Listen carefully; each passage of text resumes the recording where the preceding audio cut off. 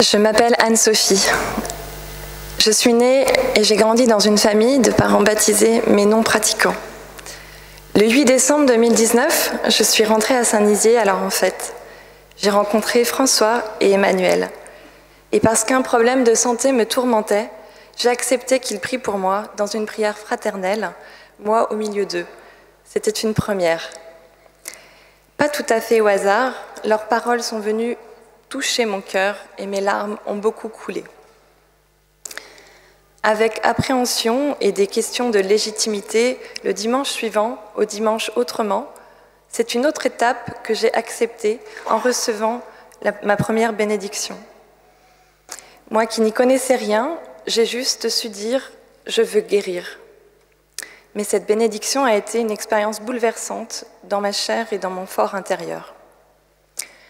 Alors j'ai eu besoin de continuer en allant à la messe de Noël, au parcours Alpha, et en suivant le Triduum Pascal en ligne et en intégrale.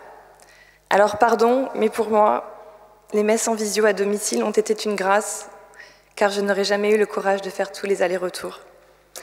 Et l'homélie du jour de Pâques du Père Hugues m'a permis de saisir l'enjeu de la Pentecôte. Jésus nous envoie son Esprit Saint. Je me suis dit, s'il s'y passe quelque chose, alors je continuerai le chemin avec le catéchisme. Immédiatement après la bénédiction du dimanche de Pentecôte, les larmes sont revenues de plus belle et à nouveau, pas tout à fait au hasard. Alors j'ai compris deux choses, la nature de l'événement du 8 décembre. Oui, c'était donc bien l'Esprit Saint qui m'a saisie par son amour et le sens à donner à ma vie, celui de suivre Dieu en prenant le chemin du baptême.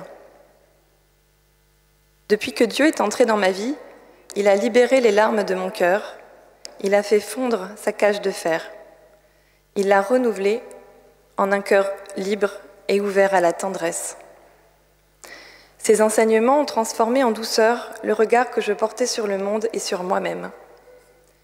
J'aime beaucoup Saint-Exupéry, quand il écrit « L'essentiel est invisible pour les yeux, on ne voit bien qu'avec le cœur ». Par cette phrase, il dit beaucoup de l'amour de Dieu pour nous et de notre amour pour lui.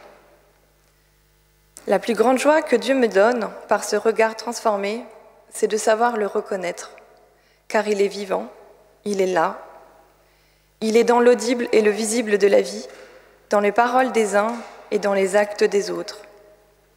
Si nous nous arrêtons dans une église pour prendre le temps de l'écouter, Dieu peut opérer des merveilles en nous. Aujourd'hui, je choisis de suivre un chemin de sainteté en suivant Jésus pour rejoindre mon Père créateur. Il me montre le chemin du salut. C'est un chemin d'amour à prendre et à apprendre. Et mon meilleur maître pour ajuster mon cœur, c'est Jésus. Je rends grâce au Seigneur pour toutes les personnes qu'il a mises sur ma route. Vous, chers paroissiens, pour la qualité de votre accueil.